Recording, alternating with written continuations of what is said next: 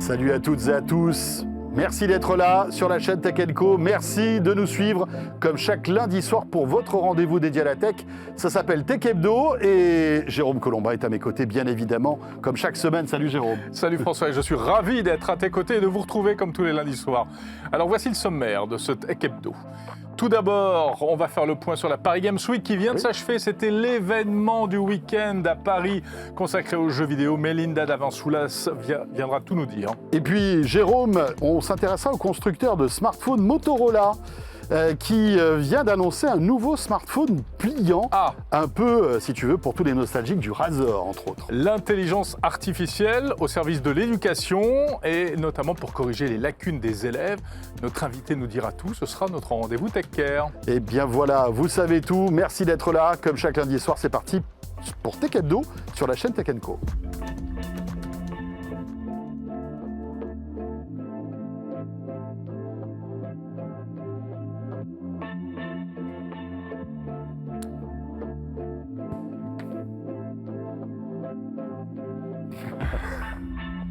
Et Tech Hebdo, François, comme tous les programmes de Tech & Co, c'est à retrouver Alors évidemment, on va dire l'univers Tech & Co. Vous pouvez retrouver toutes nos émissions, bien sûr toute l'actualité au quotidien de la tech sur le site de Tech & Co. Et puis sur l'appli RMC BFM Play où vous retrouvez tous les programmes de notre chaîne. On en a quand même pas mal. Si vous êtes un fan de tech, ça devrait vous faire plaisir. Vous savez, quand Jérôme fait ça pour commencer l'émission, c'est qu'il est content d'être là. Donc ça, c'est plutôt cool. On attaque avec l'actu ? On attaque avec... c'est pas facile à dire. C'est pas facile à dire. Hein. On attaque avec l'actu. Voilà, c'est le début de semaine, c'est normal.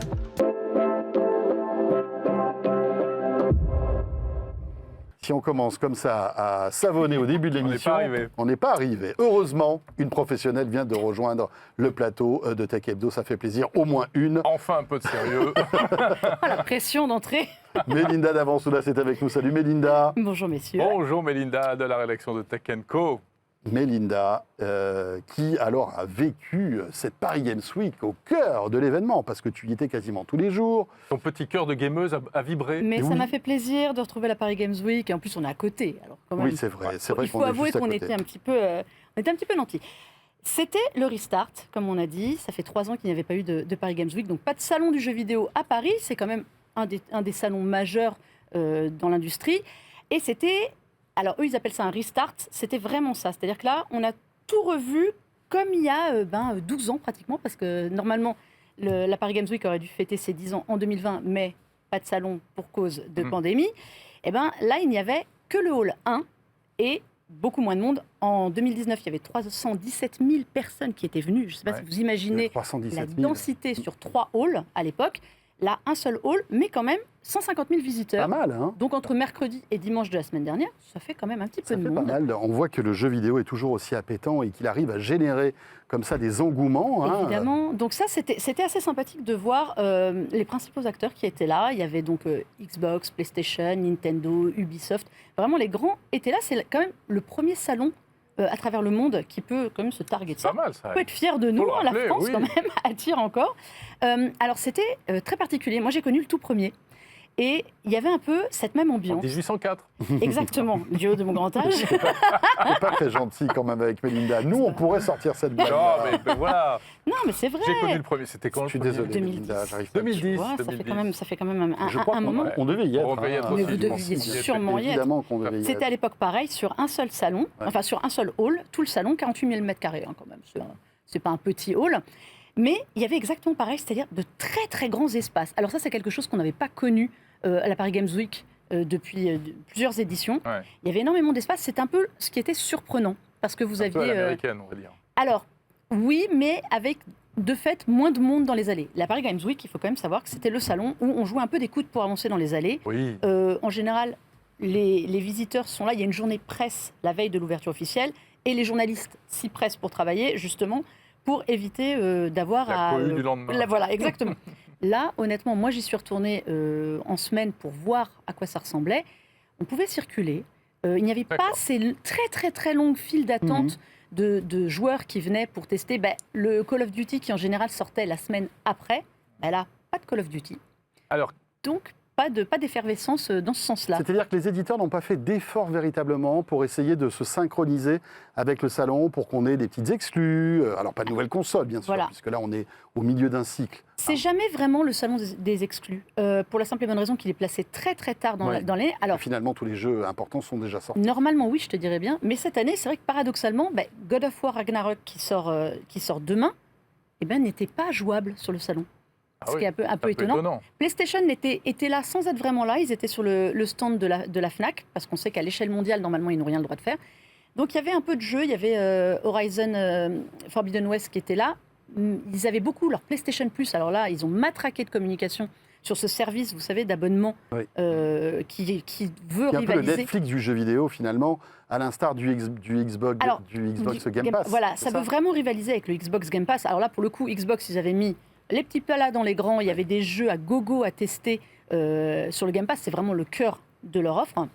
Mais là, c'était un peu en demi-teinte au niveau des jeux. Il y avait quelques jeux qui vont arriver qui étaient jouables, notamment chez Square Enix. On avait Forspoken ou Crisis Core, qui est le prochain Final Fantasy. On avait Park Beyond chez Bandai Namco. Mais par exemple, Nintendo avait mis ces jeux qui viennent de sortir, Bayonetta ou Splatoon 3. Mais on n'avait pas de gros jeux comme on aurait aimé. En fait. Alors, on a remarqué que pendant cette Paris Games Week, Sony a annoncé son masque VR 2 pour la PlayStation 5. Il n'était pas présent non plus. Eh bien non. Parce que, voilà, il va être annoncé, en tout cas, il sera disponible en février L'année prochaine. bien évidemment. On avait aperçu le mock-up au CES de Las Vegas, si je me souviens bien. Oh, en fait, Non oui, vaguement. En fait, pendant très longtemps, ils ont teasé un peu progressivement Oui, le petit à petit, design, ils donnaient Ouais, les quelques manettes. petites informations. Là, ils ont enfin donné le prix, surtout, qui donne un peu le tournis. C'est plus cher que la console, en fait. Oui. Alors, c'était à prévoir et honnêtement, je pense que le prix est en deçà de sa véritable valeur. D'accord. Ouais. C'est quand même un Tu penses produit. que ça va être une grosse claque? Je pense que c'est un produit qui s'annonce très très technologique pour beaucoup de choses, la résolution, la qualité. En revanche, il souffre d'un catalogue de lancement qui est un petit peu faiblard à mon goût, mais surtout, il faut une PS5. Ça, c'est un peu le gros problème de ce casque. Oui, Il si faut tu une PS5. rajoutes la PlayStation 5, plus le casque, plus un ou deux jeux, On est à 1 200 €. On C'est est à avec des 1200 €. lentilles pancakes, là, comme Oui, carte de méta, c'est c'est un ils ça sont peu ça. amincis, en fait. Ouais, Voilà, c'est hein. ça. Mais non, mais ça va être un très très beau produit. Mais malheureusement, qui il coûte n'était cher pas aussi. présent. Avec il des était pas écrans présent. OLED, enfin, ça a l'air d'être un truc super. Ça va être un super produit. Mais il n'était pas présent. C'est bien dommage. On aurait bien aimé le voir. Bon, Voilà pour la écoutez. Paris Games Week. Bien sûr, et on souhaite que l'année prochaine, on puisse avoir encore une édition encore plus importante. Ça Avec reprend. encore plus Là, ils nous d'acteurs. avaient expliqué qu'ils avaient fait ça très très vite. Déjà, c'est Mais bien, ça a reviendra. redémarré. C'est bien. Dans l'actu également, Mélinda. Ah là là. Eh bien, Mais alors, le feuilleton, un jour une annonce. Hein, soyons, Exactement. soyons clairs. Depuis le 28 octobre. Oui, c'est un peu la Elon Musk Twitter Week. Mais Enfin, oui, je c'est veux dire, c'est la Twitter hier. Week. Twitter hier. Ah, mais finalement, c'est, parce que- je pense que tous les jours, nous allons avoir le droit au réveil d'Elon Musk à une nouvelle idée, à une nouvelle ouais, lubie. c'est un peu comme Donald Trump qui, Mais tous les exactement. matins, Je balançait pense des... qu'ils ne se fréquentent pas, ils ne sont pas amis pour rien. On attend d'ailleurs toujours le retour officiel sur le réseau. Ouais. Donc, depuis son rachat, nous avons eu droit à tout. La moitié des salariés qui ont été licenciés, dont une partie soi-disant été par violent. erreur, donc qui sont en train d'essayer de faire revenir, le conseil d'administration qui a été dissous, les comptes certifiés qui ne vont bientôt plus l'être, moyennant 8 $ si vous avez Twitter Blue, qui n'existe pas beaucoup dans le monde à part dans 4 pays, donc ça va quand même très vite limiter le nombre de gens certifiés. Qu'est-ce qu'il nous a annoncé encore? Les tweets qui vont dépasser les 280 signes, Ouais, qui c'était quand même l'une serait des promesses renié, aussi. voilà, qui serait renié quand même le fondement de Twitter. Nous avons donc, qu'est-ce qu'il nous a fait d'autre? Parce que c'est un peu la folie. Bah, On a en du mal à fait, suivre. Hein. à chaque tweet, il y a une nouvelle fonctionnalité ou une nouvelle information. Voilà, Il n'arrête pas. hein. il n'arrête pas. Il veut faire payer les vidéos sur Twitter aussi. Mais son problème, c'est l'argent. Il l'a dit, Oui, les il Twitter veut- est endetté il faut et que- lui, il faut il a que mis le beaucoup cash d'argent. rentre. Il faut que Ouais. ça rentre. Et pour ça, il veut faire le ménage aussi. Alors, il a annoncé qu'un conseil de modération verrait le jour avec des avis de tous bords. Mais enfin, la modération, il est un peu en train de la faire lui-même. Donc là, il s'attaque aux comptes parodiques. Et ça commence très fort. Donc il a dit, on ne veut pas d'usurpation d'identité. Alors là, pour le coup, on est tous d'accord. Ouais. Les comptes parodiques, ils doivent être indiqués qu'ils sont parodiques. Et s'ils sont certifiés, c'est encore mieux. Parce que ça fait rentrer des sous, puisqu'il faut avoir Twitter Blue. Voilà. Et il y en a qui ont Suivez. fait les frais. Et bien voilà, première à faire les frais, Kathy Griffin, une humoriste américaine, qui, elle, c'est son vrai compte pour le coup, mais a tweeté à la Elon Musk, comme elle a dit. Donc elle a fait un tweet pas très sympathique Mais pour elle a Elon changé Musk. son nom. Enfin, Oui, Oui, mais oui, oui. c'était son compte et c'est elle qui était Oui, derrière. oui, bien sûr. Ça n'a pas plu à l'intéresser. Et le compte, hop, Alors, on ne sait pas s'il a été désactivé temporairement ou définitivement. Le fait est que pour revenir, elle a quand même dû utiliser le compte de sa mère décédée en disant Oh, je suis de retour d'entre les morts, faites revenir ma fille sur le réseau. Oh. Oh là là. C'est une humoriste, hein, donc Oui, c'est oui, pour oui. ça. Ouais, pour ça. Mais on ne sait pas si elle aura gain de cause. En tout cas, ça va aussi dans la suite de tous ces personnalités qui veulent quitter Twitter, qui ne veulent plus la certification. Qui Oui, il y a sont des prêts- départs aussi. On parle de 800 000 Il y a beaucoup comptes de- fermés. Il y a beaucoup de gens qui veulent partir. Il y a les bots, soi-disant les bots, vous savez, ces fameux bots Ouais. qui font peur. Voilà. Mais Les robots. Bon, voilà. ce Bah, n'est à pas, suivre, hein, de toute voilà, façon, cette affaire à histoire-là. suivre. Juste un Allez, mot vite. aussi. Ouais. Non, juste un mot, évidemment, puisqu'on est toujours puisqu'on parle des réseaux sociaux, un mot sur Meta aussi. Ça va mal chez Meta. Hein. Meta, ça va pas très bien non plus. Alors on le savait, les résultats ont été catastrophiques, annoncés. Le lancement du Meta Quest Pro, tant porté par Mark Zuckerberg, ça Ouais. part pas très très bien. Ils ont quand même perdu 11 milliards de dollars en un jour. Le cours de l'action s'est effondré. Enfin, rien ne va plus. Résultat des courses, parmi les 87 000 employés de Meta dans le monde, il y en a une partie qui va commencer, comme chez Twitter, à prendre la porte On parle de progressivement. 10%. Voilà, on parle. Mais c'est une tendance aussi lourde dans beaucoup de boîtes Bien de sûr. tech aux États-Unis. Exactement. Amazon a aussi annoncé des résultats en berne, puisque les gens ont arrêté d'acheter à gogo avec la reprise de la vie, et a dit qu'ils n'embaucheraient pas. On s'attend plutôt à ce qu'ils débauchent. Il y a d'autres entreprises comme Stripe ou Lyft, qui sont quand même des gros acteurs de la Silicon Valley, qui, pareil, commencent à licencier à grande ampleur. Il y a un peu que Google qui n'a pas annoncé de licenciement, mais qui a annoncé aucune embauche. Bon. Donc, affaire à suivre, et qui plutôt, pour le coup, limite ses projets et les stops, comme la tablette, la Pixel Tab, qu'on ne verra jamais. Voilà, on va voir si tout ça va ralentir en fait la volonté d'imposer son métavers de la part de Mark Zuckerberg. Ça va être intéressant de voir Il en tout faudra ça. plus pour le faire changer d'avis, en tout cas à Exactement. court terme. Mais merci beaucoup Mélinda. Merci Mélinda. Bien de rien. Mélinda Davansoulas, donc de la rédaction de Tech & Co. Jérôme, on va s'intéresser maintenant à Motorola. Aimez-vous les smartphones pliants? Car réjouissez-vous, il y en a de plus en plus et on en reçoit un qui va compter probablement.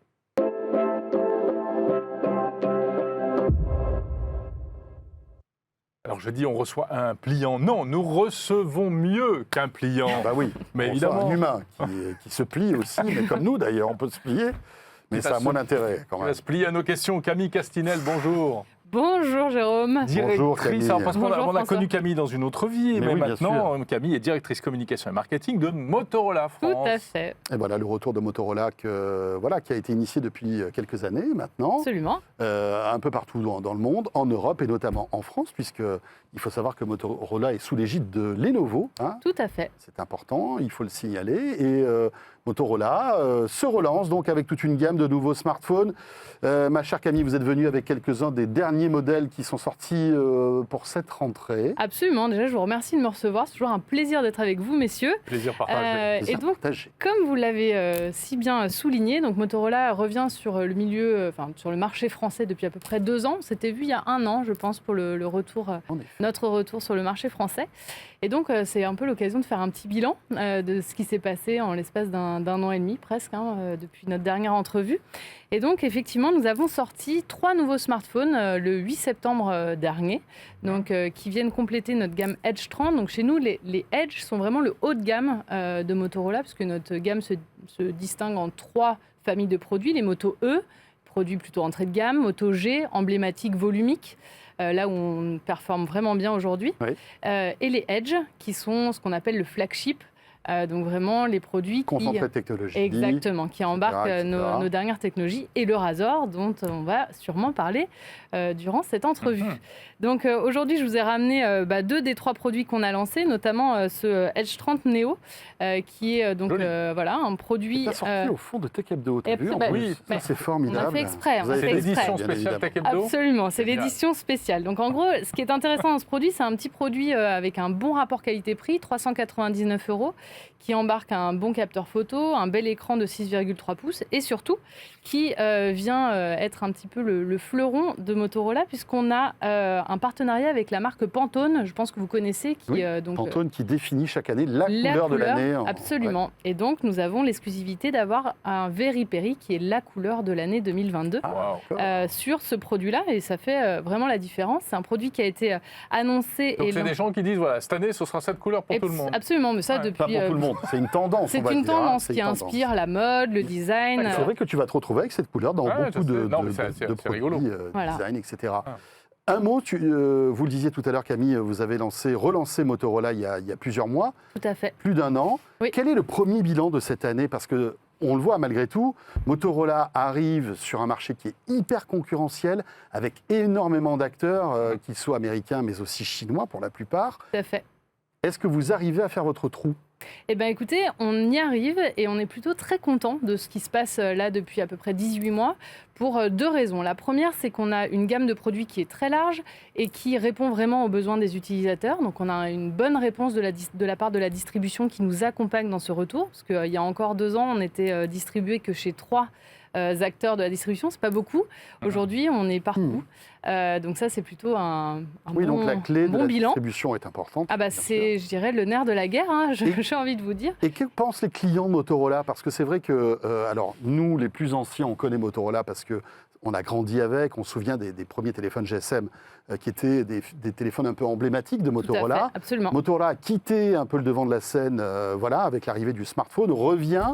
Vous arrivez à trouver votre, on va dire, la cible de ceux qui veulent acheter du Motorola? Alors justement, Motorola, il y a beaucoup de choses à dire. Comme vous l'avez dit, c'est une marque qui bénéficie d'une notoriété déjà, je dirais, installée, mais qui a à la fois des avantages et des inconvénients. L'avantage, c'est que les gens nous connaissent. L'inconvénient, c'est qu'on a une image un peu poussiéreuse de tout ça.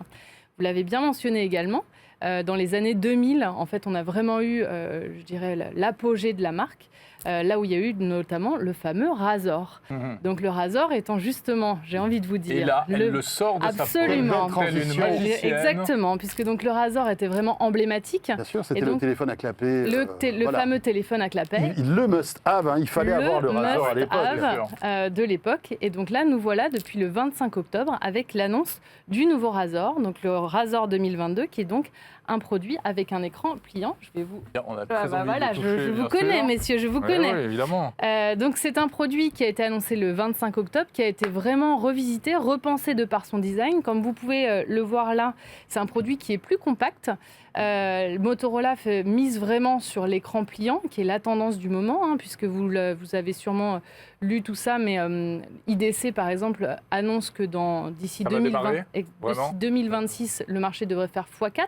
D'accord. Donc pour nous, c'est vraiment quelque chose qui est important de pouvoir travailler. Et le Razor 2022 a été complètement revu. On a perdu le petit menton emblématique, hein, vous avez vu, puisqu'on est sur un produit plus compact. On retrouve un grand écran de 6,7 pouces Et l'écran prend toute la place. OLED. Et surtout, on a un grand écran en façade qui fait 2,7 pouces, qui fait donc 50% de plus que Du coup, ce il que est fait assez la large. concurrence.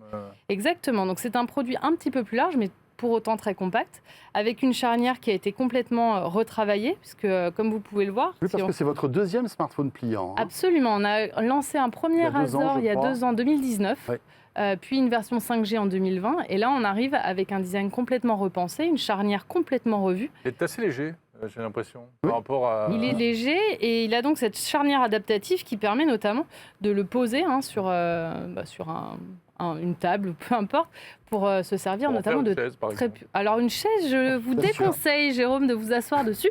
Ça, Néanmoins, c'est vous très en pouvez forme, Jérôme Collomb. vous en servir comme d'un trépied. Donc je vais vous montrer, on lance l'appareil photo de manière assez Oui, et après, Facile. on peut faire des selfies. les selfies, exactement, et normalement. Alors moi je vous vois, je vais appuyer Ah, sur le ouais. petit bouton. Est-ce que vous On peut voyez faire de la vous visio aussi. Et on voit le gros smiley derrière, oui. Alors attendez, hop, ça c'est parce que... Retour, oui. Hop, est-ce que c'est bon? Regardez, ce que vous attendez, voyez là. on va le tourner sur la gauche. Sur la gauche. Camille, voilà, Alors, comme ça. Hop, on va voir. Alors, là ça va être un petit peu moins... Compliqué, hein. Et Non, voilà. c'est pas Et voilà. compliqué, Ah, c'est normalement, l'effet je des pense mots. que là Voilà, c'est bon. fini, Est-ce merci que c'est bon? beaucoup. Ça a raté. Non, pas Et du oui, tout. c'est vrai, regarde, du coucou. Ah oui, dis, pas Jérôme. mal. Attends, Jérôme, dis On coucou vous à la voit. caméra. Très bien. Donc avec cette continuité entre l'écran principal D'accord. et l'écran extérieur qui répond aux nouveaux usages aujourd'hui des utilisateurs. Voilà, donc Motorola se lance dans le pliant. À quel prix? Alors ce produit est commercialisé à 1 199 € pour une version à 256 Go et 8 Go de RAM. Très Eh bien voilà, le retour de Motorola avec un produit emblématique, revisité, remis au goût du jour, le Razor. Voilà. Merci Merci beaucoup. Camille d'être Merci venue à vous. les présenter, ces nouveaux smartphones. Merci Avec beaucoup. grand Castinel. plaisir. Et vous restez avec nous, on va terminer ce Tech Hebdo avec notre rendez-vous Tech Care.